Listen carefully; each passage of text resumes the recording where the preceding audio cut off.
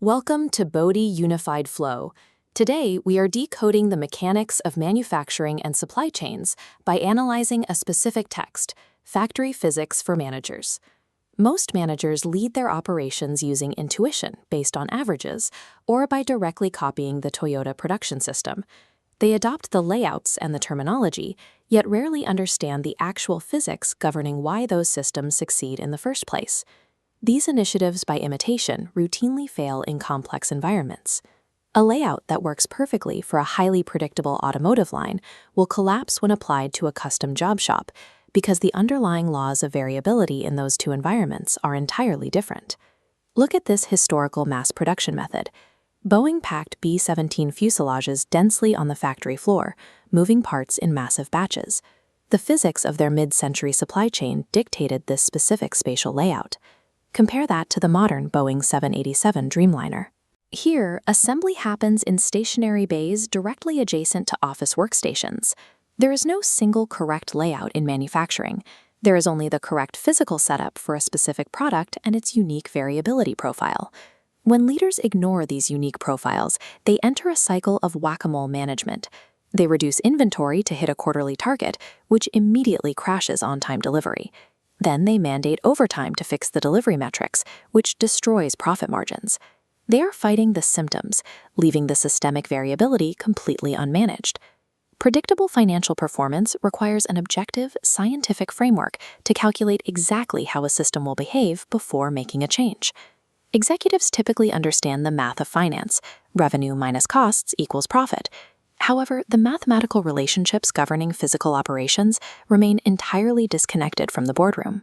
Every physical operation is constrained by inventory, capacity, response time, and variability. Executives often demand maximum utilization, minimum inventory, and rapid cycle times simultaneously. That is mathematically impossible. Forcing capacity breaks the other metrics, and adding high variability causes violent disruptions across the system. Strategy, in this physical context, requires choosing your pain. It is the deliberate selection of the optimal physical trade-off profile for your specific market position. Directives like eliminate waste lack the mathematical backing to be actionable strategies. Identifying and accepting your necessary physical trade-offs is the true foundation of operational control. We can map any business using the demand, stock, production framework. The central axiom governing this structure is variability. Demand fluctuates wildly, and production is subject to friction and defects. To synchronize unpredictable demand with unpredictable production, the system requires a shock absorber, called a buffer. Operations managers have exactly 3 types of buffers available. The first is inventory. You build up physical stock to absorb the impact, tying up massive amounts of cash in the process. The second buffer is capacity. You invest in excess machinery or pay for heavy overtime, ensuring you always have the mechanical power to surge when demand spikes. The third buffer is time. You absorb the friction by forcing the customer to wait, delaying the final response time. Management can choose to trade one buffer for another, prioritizing fast response times by paying for excess capacity. But it is physically impossible to eliminate all 3 buffers in a variable environment. To design this buffer portfolio accurately, managers must discard subjective rules and calculate absolute mathematical boundaries. Little's law states work in process equals cycle time multiplied by throughput. Many push for perfect one-piece flow, but as you reduce work in process to 0 in a real-world system, throughput hits a hard ceiling and flattens out.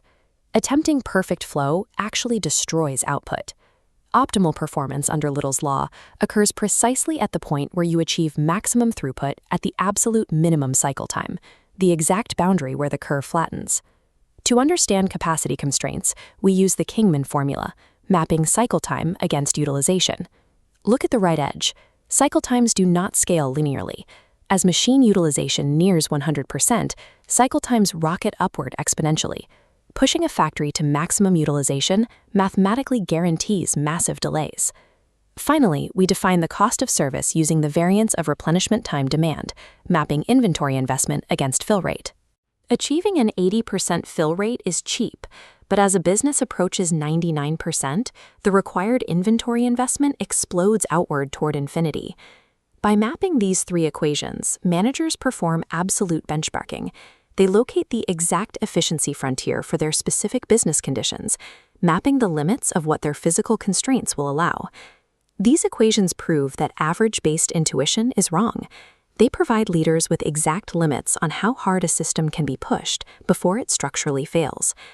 Most traditional cost accounting systems allocate revenue to expenses, prioritizing unit cost. But unit cost calculations are completely detached from physical operations. To drive return on assets and cash flow, the financial goals must dictate the exact physical portfolio of buffers on the floor. This reveals a critical vulnerability in modern manufacturing. Companies spend millions on enterprise resource planning systems, but use them merely as passive transaction trackers, glorified digital filing cabinets. The factory physics hierarchy flows from strategy down to execution. The ERP system sits specifically at the controls level. Precise planning rules calculated from absolute boundaries are actively inputted into the software, monitoring work in process against strict red and green control limits. This transformation is vital. It changes the IT infrastructure from a financial rearview mirror into a predictive physical control system that actively regulates the factory. An expensive ERP system yields no competitive advantage unless it is strictly governed by the physical laws of the floor it manages. Calculating these mathematical parameters is entirely objective. It is the easy part. Changing the organizational culture to follow those parameters is the hard part. Most workforces are conditioned to value heroic firefighting, rushing orders and battling daily crises to ship products. Shifting that mindset to one of disciplined, predictive control requires persistent leadership. One highly effective tactic is issuing one-page personal plans. Every individual, from the floor worker to the supply chain analyst, receives a clear document explaining exactly how their specific role controls the system's physical limits. When an organization maps its demand stock production framework, calculates its mathematical bounds, and aligns its ERP infrastructure to those physical realities, the entire system synchronizes. By treating operations as a hard science, managers can accurately predict performance and sustainably deliver high cash flow alongside reliable customer service. Thank you for joining us at Bodhi Unified Flow.